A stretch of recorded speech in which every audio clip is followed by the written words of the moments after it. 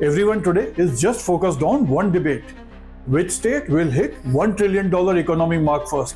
Maharashtra, Tamil Nadu or Uttar Pradesh? But here's the reality.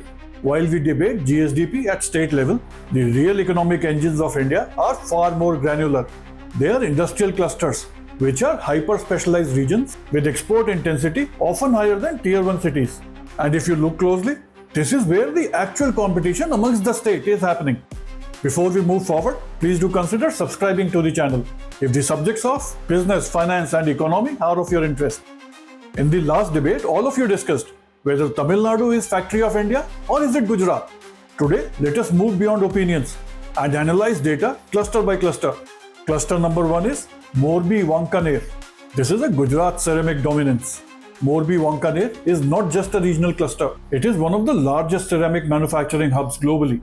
Over 1,000 ceramic units and roughly about 50,000 crores worth of turnover. Roughly about $6 billion in global trade value. India today globally ranks amongst top tile manufacturers and Morbi contributes nearly 70% of India's total production. Now this is pure agglomeration economics. Shared raw material sourcing, dedicated natural gas infrastructure and dense supplier ecosystems. This reduces cost and increases the speed, making Morbi globally competitive.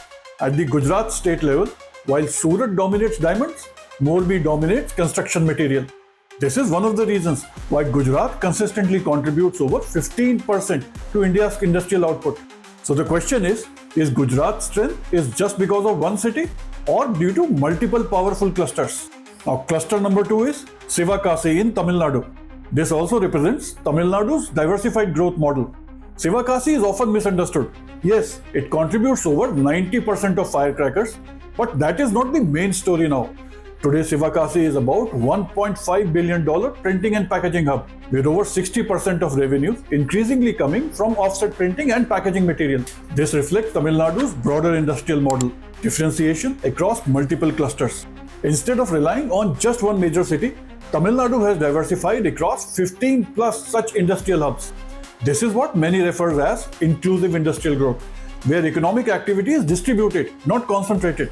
So when we compare Gujarat with Tamil Nadu, is it scale or diversification? Let me know in the comments.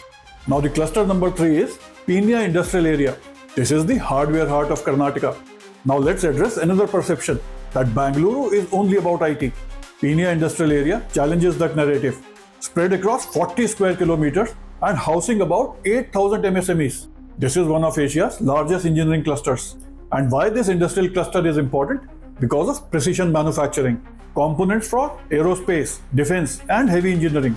Several units are part of supply chains linked to ISRO and other strategic sectors. Bengaluru may generate new wealth through IT, but clusters like Peenya represents legacy manufacturing strength and old money of industry.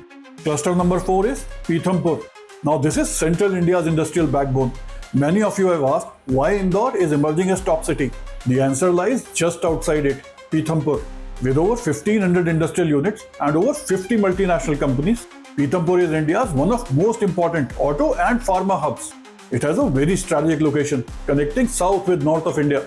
And the other important element that drives this industrial cluster is lower cost structure compared with the coastal states.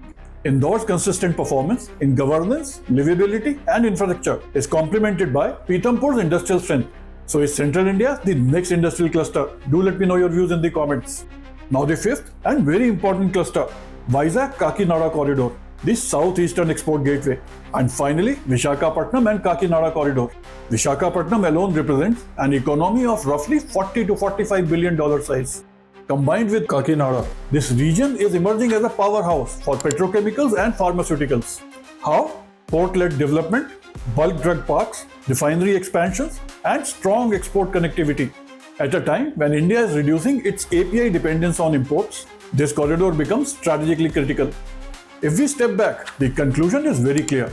India's industrial strength is not defined only by GSDP rankings. It is defined by these clusters, where productivity, efficiency, and export competitiveness are highest.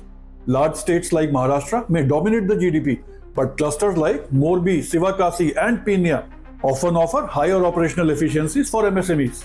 So here's the question worth thinking about.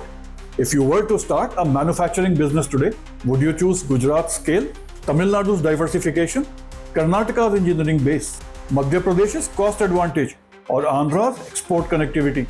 Or is there a sixth cluster that deserves to be on this list? Let's have a data-driven debate in the comments. If you have liked the content of this video, do not forget to like it and subscribe to the channel.